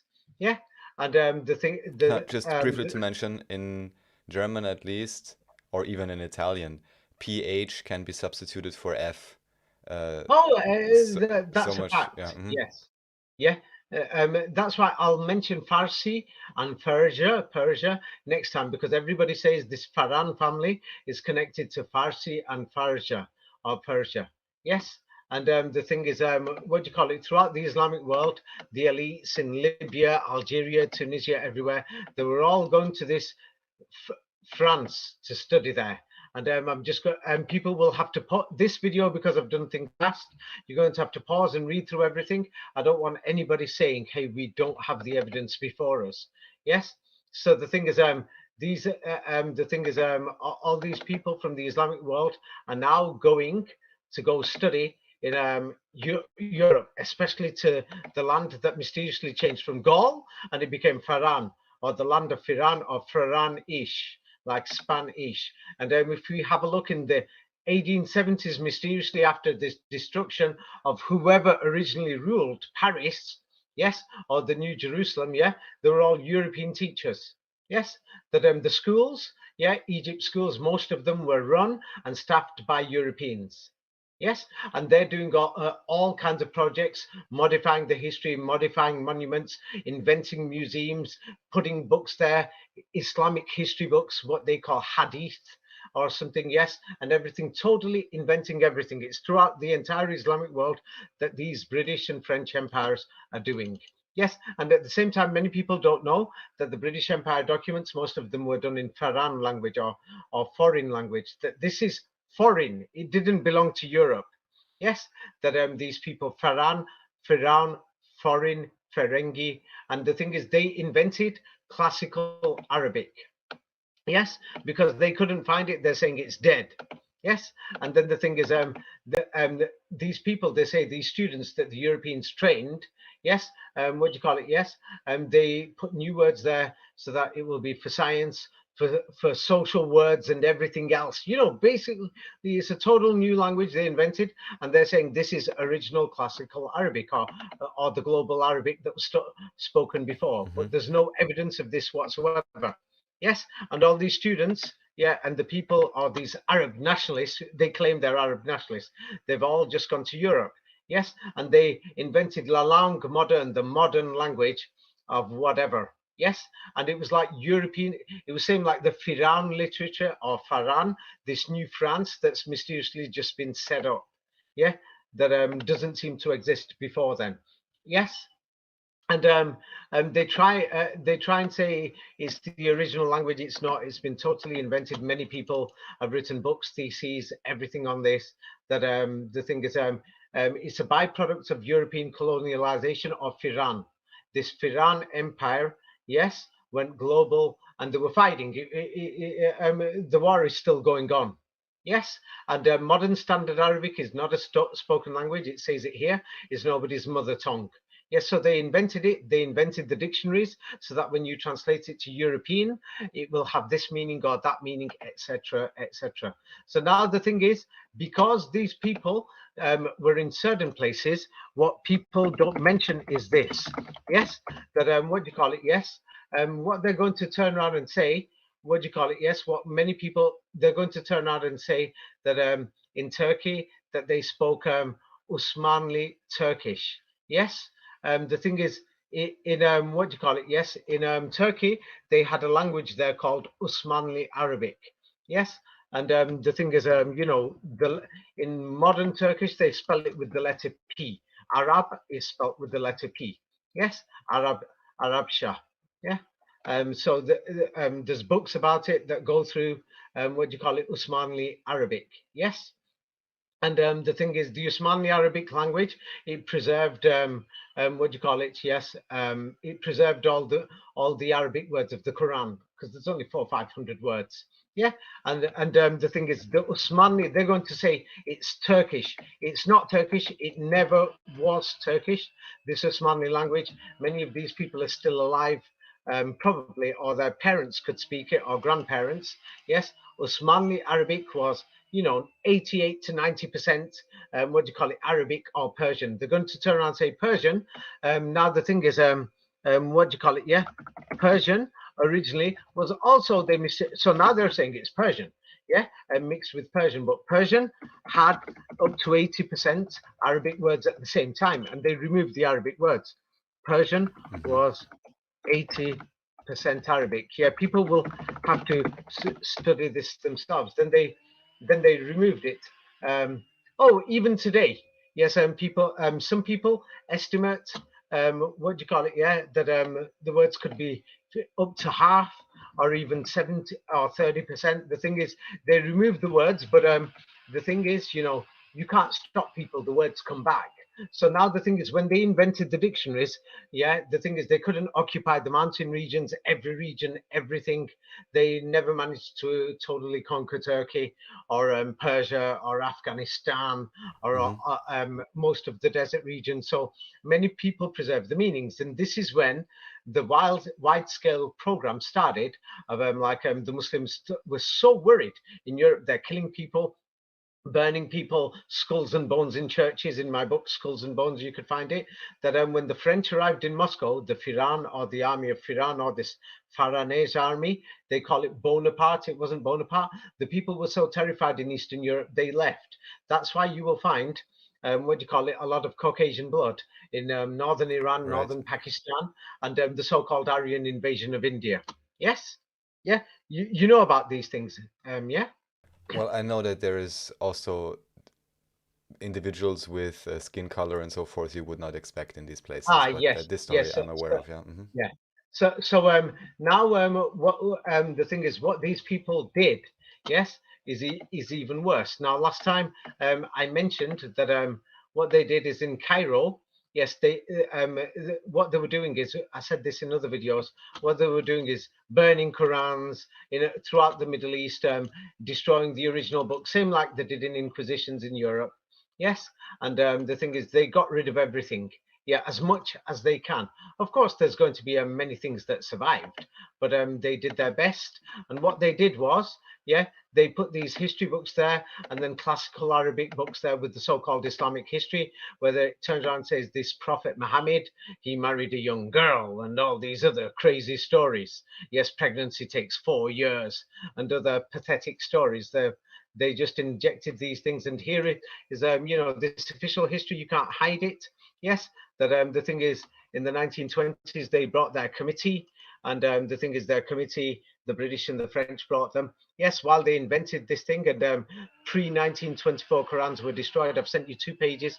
You can pause for the first page, then go to the next. And the committee had their Jesuits or Masons or whoever. Yes, so this is what they did over there. Now, the Cairo Quran, what people will find, yes, is that it's not exactly there, but many people are trying to declare that what do you call it? Yes, that there is a Quran code based on the number 19. Yes, Right. in We this mentioned this Quran once. manuscript. Yeah, only in this manuscript that's in Cairo. Yes, and Egypt today, and the surrounding area that's within its immediate vicinity, about 100 million people, immediate access to this Quran. So this Quran code is there, but these people, they modified the spelling, everything. They organized the spelling, they organized the chapters, the verse numbers, everything. They did everything. But the Muslims were memorizing the Quran. They couldn't even read and write at that time, the majority of them, because the entire region was a mess with all these wars, invasions by the Pharaoh army, French, or the Ferengi, who the British were called the Ferengi. So it was the same army. Yes, the Dutch were called the Ferengi. Yeah, so the Spanish were called the Ferengi. Yeah, so it's the same people, the army of Pharaoh. Yes. So now, what these people did is ridiculous, but let me just show you what the results were. Now, at the same time, what they did was in Tunisia, yes, they sent what do you call it? Yes, many Tunisian people, the people who they did whatever, yes, what do you call it? Yes, and they were getting trained in France, and they were getting educated in France. Yes, French educated people. They turned around. They went there after the 1880s, and after 10 years, 20 years, 30 years, 2, 3 generations, there's hundreds of them, maybe even thousands, and they're workers for the French government. But now they're supposedly the opposition, controlled opposition. So they're there, and what do you call it? Yes, what they come and do is what do you call it? Yes, Tunisians educated in France, and then they set up the education committee, and then they've suddenly come out with the Quran for North Africa. Yes, and let me just go through these the Tunisian Quran and or the North African Quran, and let's compare it. Oh, by the way, there's somebody who's done a video. What do you call it? People can go through this. Yes, she goes through it in detail. That the titles there, CIA documents, the destruction of original Muslim Christians in Europe, and she goes through that in 1917 there were officially 7,000 mosques and Islamic schools and everything. And then just in Western Europe, Western Europe is classified as, from Moscow all the way to Poland at that time. Don't forget, Russia ruled Ukraine. And so this so-called Bolsheviks and everything, the history, they're the same people run by the Vatican. They were destroying these mosques, but these mosques were also original churches. Yes, and Flamenco points out that these churches or mosques, they had the Quran side by side with the original Bibles, whatever they were. So these people came, they smashed heads, separated men, women, children. But for greater understanding on this, yeah, people will have to read my book, Orphan Trains. If you don't read it, it's a deep, long topic. You're not going to understand. There's no point in guessing, assuming what the so-called Russian army did. And the Russian army is dressed exactly like the French army, and they all spoke French. There is no evidence it was even a Russian army. It was clearly commanded by the French and the Yes, it was clearly commanded by the French, even the uniforms, everything. The elite in Russia spoke French, in Poland, in all these occupied places, by the army of Pharaoh or Farnese. Yes. And the thing is, that will have to be in a separate video or a separate topic, because it will need an entire book on it, because the topic is so long, because it's suspicious that all the generals, all the elite, everybody in Russia is mysteriously talking French. Yes, and they're saying that the French failed. Yes, this invasion, but it's the other way around. The people left. That's why Moscow was empty. Yes, but anyway, these two Qurans that we're looking at, the one in Egypt is called Hafs. The one in Morocco, Tunisia, Algeria, Mauritania, Chad, Mali, or basically North Africa, yeah, is known as Warsh. Yeah, I'm going to call one the Egyptian and the other one we'll just call it Tunisian, yeah, to make it easier. Yeah, so now the thing is, what do you call it? Yes, so there's these two major different ones. Yes, there's others as well, yeah, in other places like the Usmanli Arabic Quran in Turkey, the Persian Arabic Qurans in Iran. There's many others. Yes, and the thing is, the mathematical structure cannot be found in the other ones, and it's in the Egyptian one and in the Tunisian one. So I'm going to go through this now to explain this. Yeah. Oh, by the way, so now let's have a look at the comments. Like, here is somebody who's Turkish. Yes, and here is some. These are just common people who are commenting. Here's somebody Turkish, students of the Quran, and they're saying they're learning modern standard Arabic. And do you know what comments they came across? And the comment they said at the bottom, they said, "I think French is closer to this standard classical Arabic grammatically than Turkish is, and a Turk might struggle just as hard when learning Arabic as when learning French." This is what people say. Yes, people are saying this. It's not me. Yes. So now the thing is, it makes one wonder, where did this modern classical Arabic come from? It came from Pharaoh. Yes. So now the thing is, what do you call it? Yes. So the thing is, let's go through these. So now the Turkish Quran, Osmanli Quran, or the ones that the Turks follow. Yes, you will notice this. Yes, that it is well known that they have full stops, commas in different places, and the order of the verses is different. So the order of the verses is totally a fraud. There is no 19 code in the verses or anything. Yes, and the punctuation and the sentence structure, based on how people write it, is a fraud. Yes, it's actually guesswork. Yeah, the fraud I'm saying is the ones, these manuscripts that the Europeans compiled. Why I say it's a fraud? Because they did this on purpose to form into a mathematical structure. But it's up to you where you're going to put these full stops if you're writing it for yourself. Yeah, but anyway, let me just show you that the ones in Tunisia, Morocco, Algeria, the genuine Qurans, you could buy them in Saudi Arabia. Yes, here is an example. This is the standard, and then they have their standard pronunciation, etc. Yeah, because not everybody pronounce everything the same, my man. I'm telling you, I know how it is like. So now there is all these people, yeah, who are going to be screaming, yeah, who have no idea of the history and the invasions, saying, know the truth. 5,000 differences between the Tunisian Quran and the Egyptian one. Yes, a bit of an exaggeration, 5,000. Yeah, and they're making lots of videos, thousands of viewers, everything. And the thing is, many differences in the Qurans. Yeah, but now they've just pulled out manuscripts. So now, even if you go to Wikipedia, yes, Wikipedia will show you a few basic differences. Yes, a few. Like here, it will say you do or they do, and you'll notice that the words are basically the same. Then it says enjoined or commanded or instructed. Oh, that's basically the same. Hasten to, that's that same. Now, when it says we do not send down, they do not come down, or things like that, or something does not come down. Now, it uses the same word, but it's a different meaning. Yes, it says he said or you say, and things like this. So now they're also going through mighty and multitudinous. Why they would relate yeah, ensemble? oh, It's a different that's the meaning same also. basically. Yeah, Well, because you could turn around and say dep that's the Western languages fault. Does it mean great or mighty, whatever? And then it right. says he makes him enter, or we make him enter. And I noticed that, remember in the last video, it was the only video where I had strong comments, because somebody who's an Islamic background are trying to say he, in the Quran, for God it has the we. But then let's have a look. We're using the same word here, and from one it translates to he, and then to another it's a we. But the thing is, because my books are translated into 30 languages, I'll tell you what people always say to me. People always say this to me. They say, David, can we have the original English?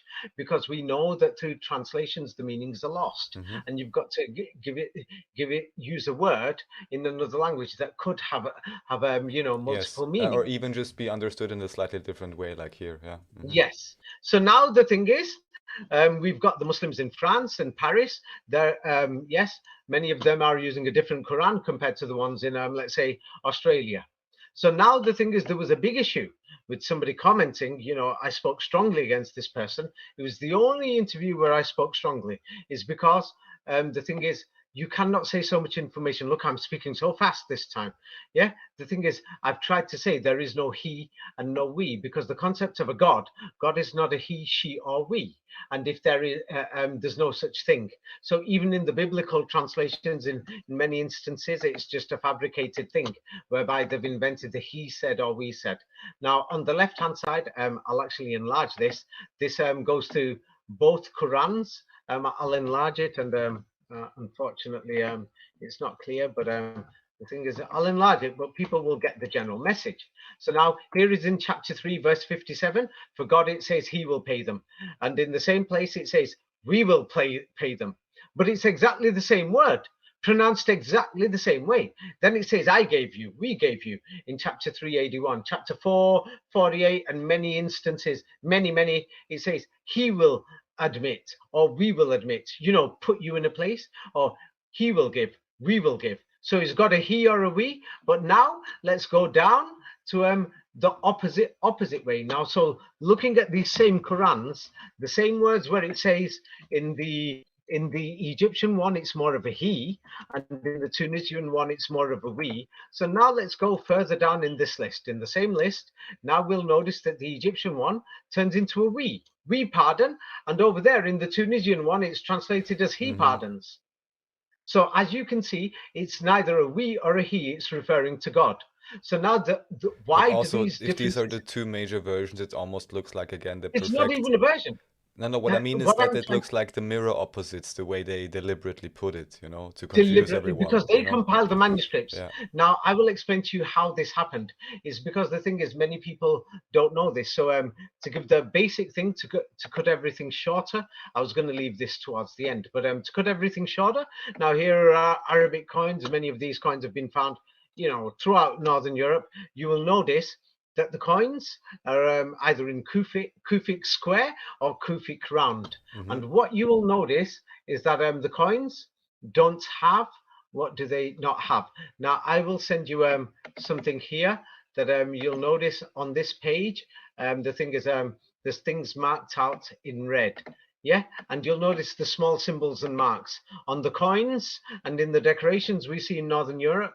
Yeah, it doesn't have these accents. Notice that French language has accents. Yes. The English alphabet doesn't. Are you beginning to see?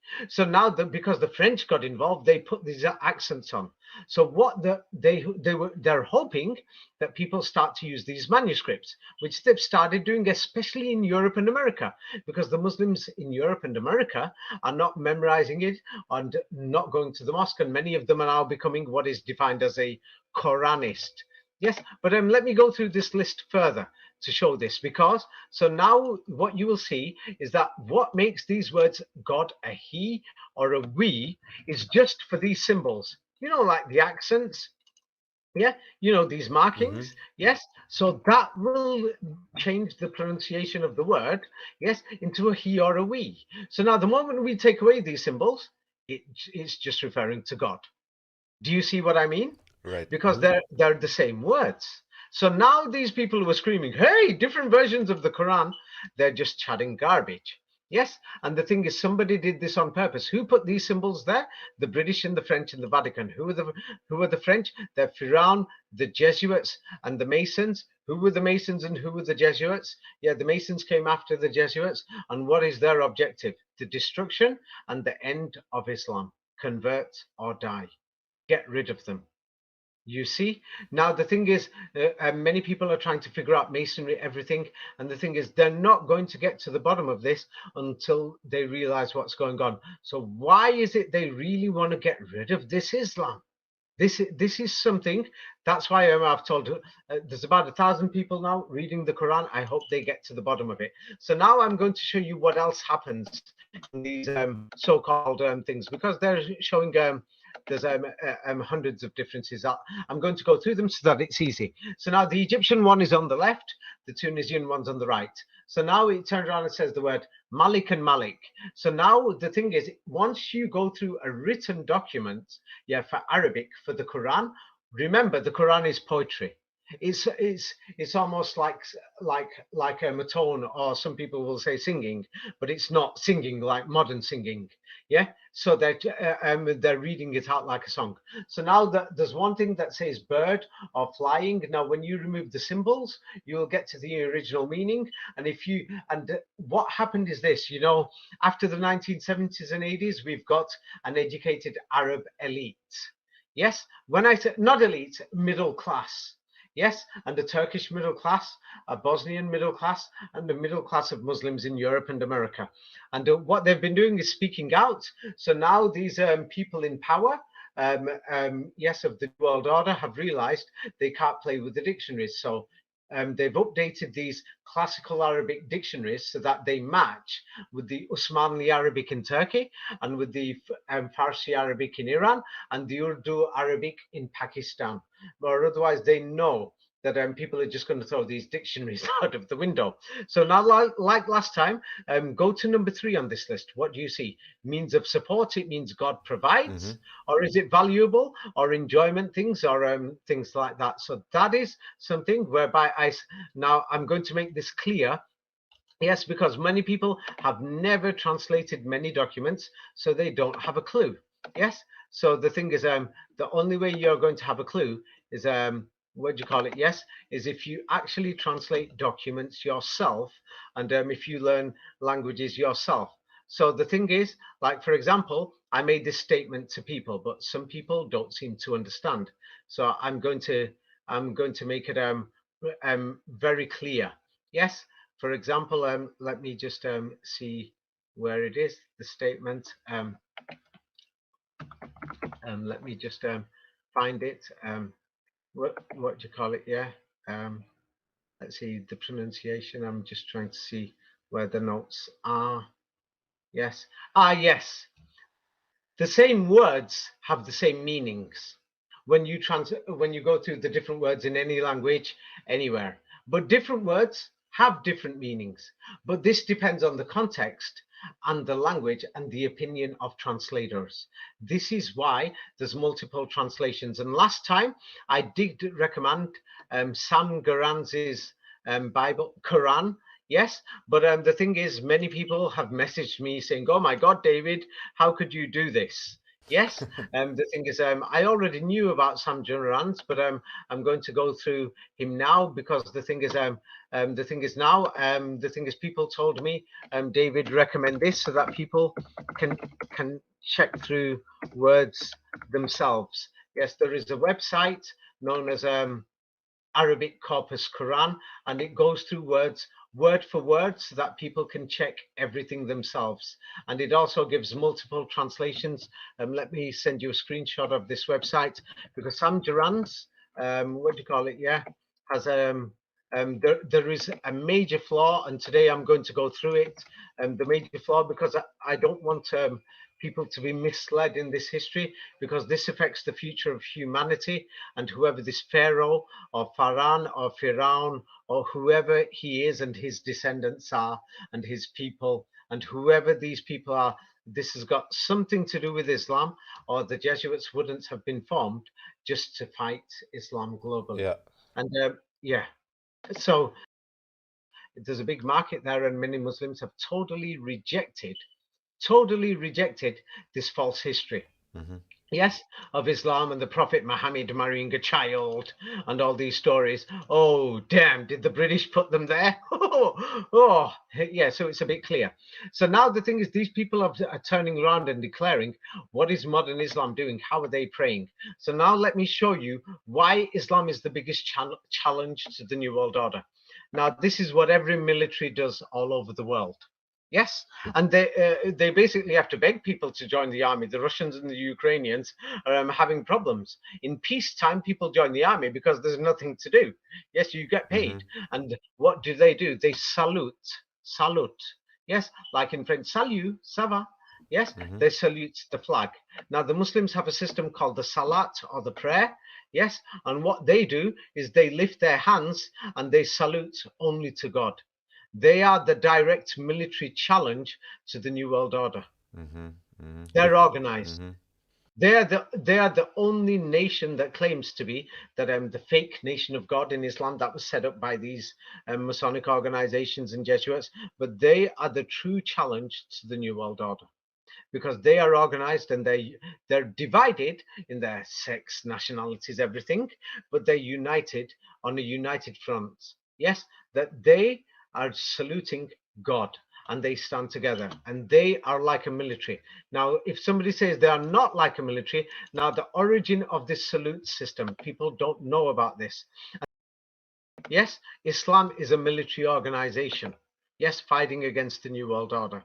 Make no mistake, there is a war going on between this Pharaoh or Pharaoh and these Muslims or these followers of Musa or Moses or Moshe or the Prophet Moses. Yes, yes, against the Then new let me ask, I against mean, the yes. perfect organization only is synchronicity, or for those who like the term better, God or consciousness itself. But the one thing I don't understand is if there are so many controlled opposition groups like Nation of Islam and so on, how can there be a real opposition to a so-called structured New World Order if most of the big structures are Okay, set I up by will the New explain World to you. Order Yes, itself, you know? okay, I will go through it now. The thing is, do you know what every country in the world does when they have political meetings in Masonic lodges or in Jesuit centers, private meetings? Now, the Muslims, they have them in the mosques, open to the public. And of course, everyone knows all these new world agendas to do with sexuality and everything else.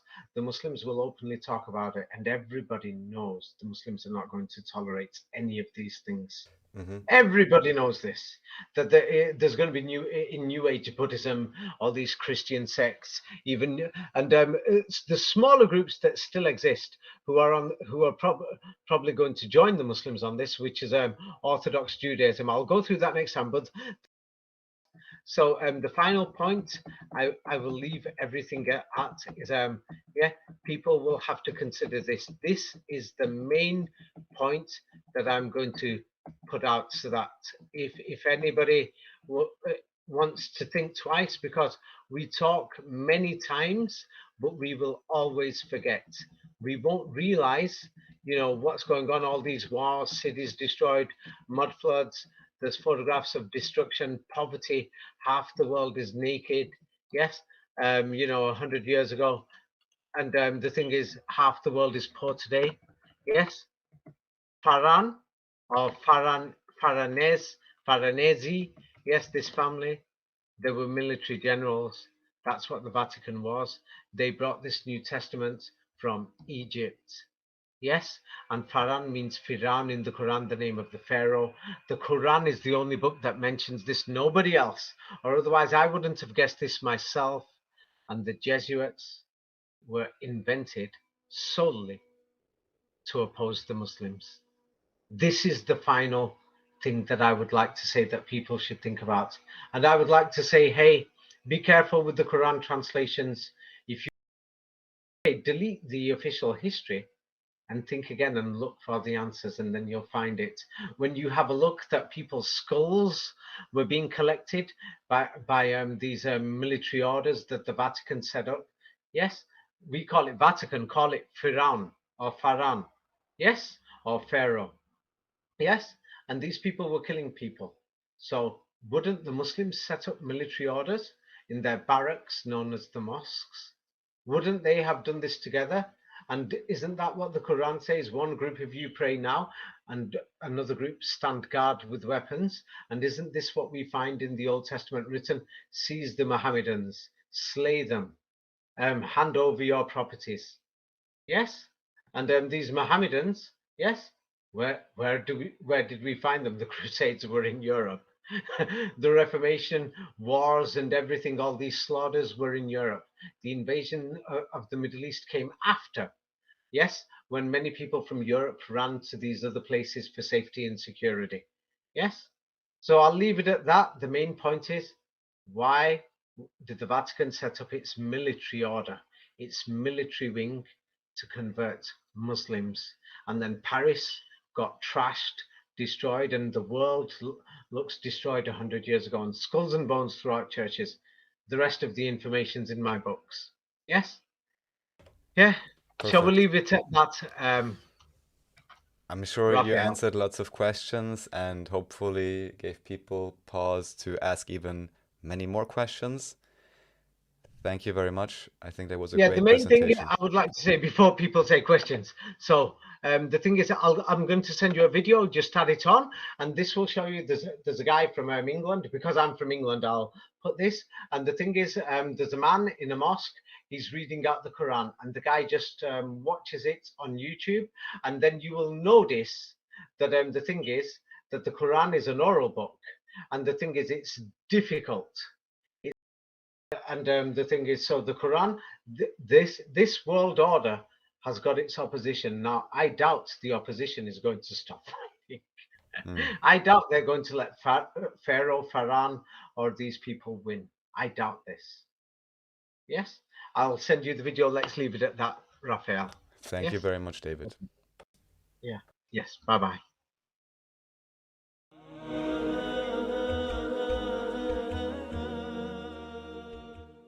What's up everybody, welcome back to my channel. Today I have a slightly different video for you, and I'm going to be listening to the Quran for the first time. This was requested on my last video, so I thought I would give it a go. Today I'm going to be listening to a recital by Muhammad al-Qadi. If I pronounce that wrong as well, please let me know. I'll put a link to the video I'm watching as well down in the description box, so if you want to check it out, go and check the description box. So yeah, I'm an atheist, I'm not religious, but the Islamic religion just intrigues me so much. So I'm really excited to give the Quran a listen for the first time and yeah, see how I feel. So yeah, I'm just gonna be watching it down here on my laptop. I'll pop it on the screen in the corner for you so you can listen too. Yeah, I'm excited, let's jump on in.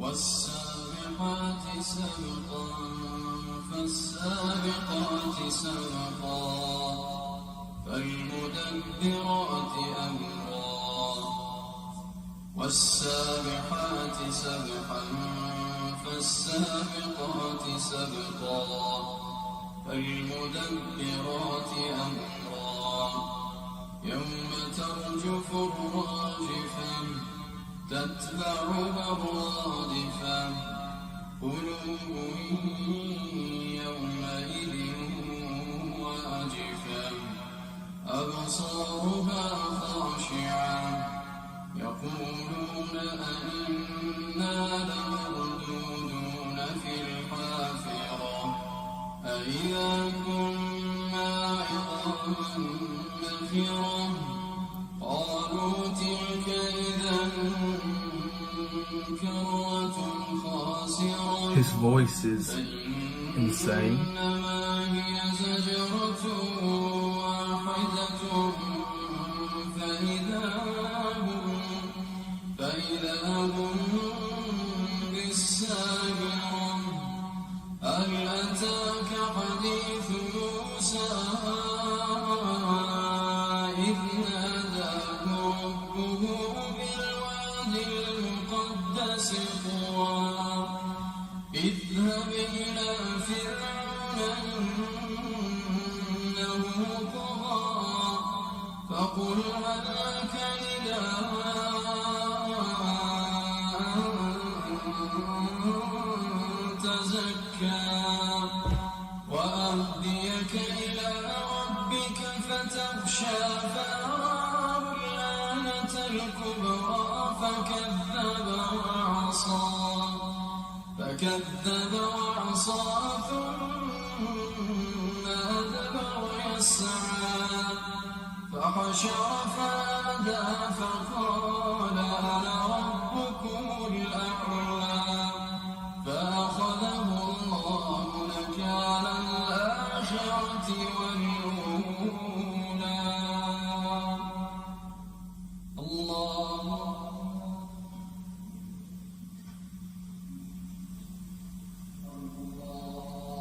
أكبر.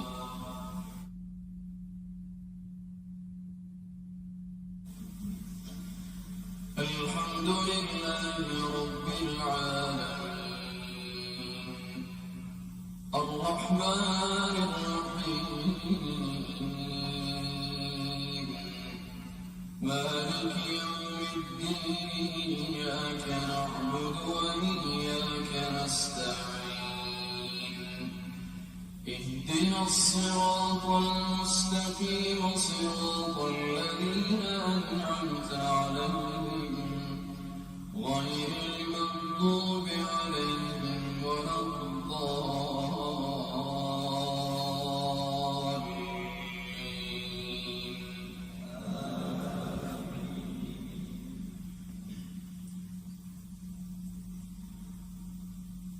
فكذب وعصى ثم أدبر يسعى فحشر فنادى فقال أنا ربكم الأعلى فأخذه الله نكال الآخرة والأولى إن في ذلك لعبرة لمن يخشى أأنتم أشد خلقا أم السماء بناها رفع سمكها فسواها وأغطش ليلها وأخرج ضحاها والأرض بعد ذلك دحاها أخرج منها ماءها ومرعاها والجبال أرساها متاعا لكم ولأنعامكم فإذا جاءت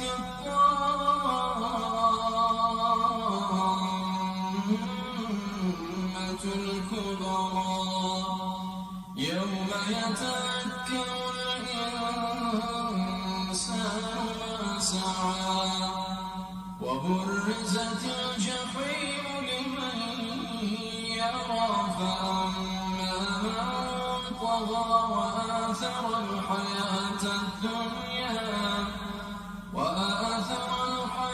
الدنيا فإن الجحيم هي المأوى وأما من خاف مقام ربه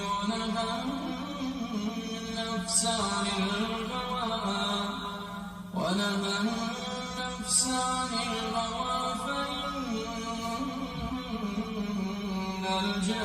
الجنة هي المأوى يسألونك عن الساعة أيان مرساها فيما أنت من ذكراها إلى ربك منتهاها إنما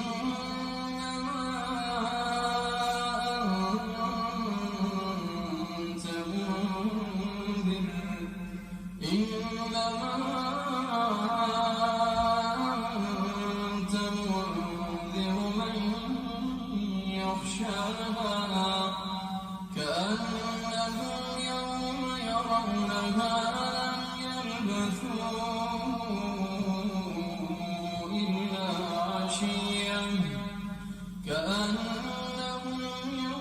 يرونها لم يلبثوا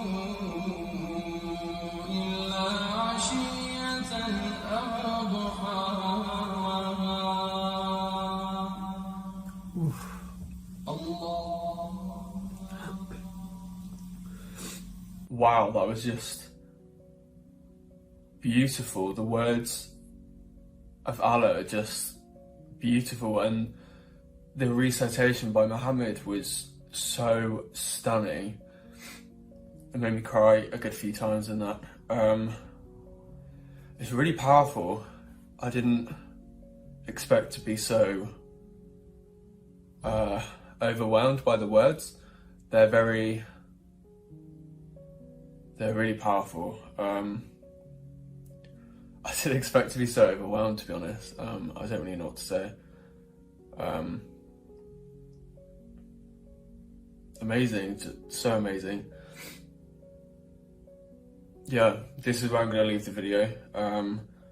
Just a quick one.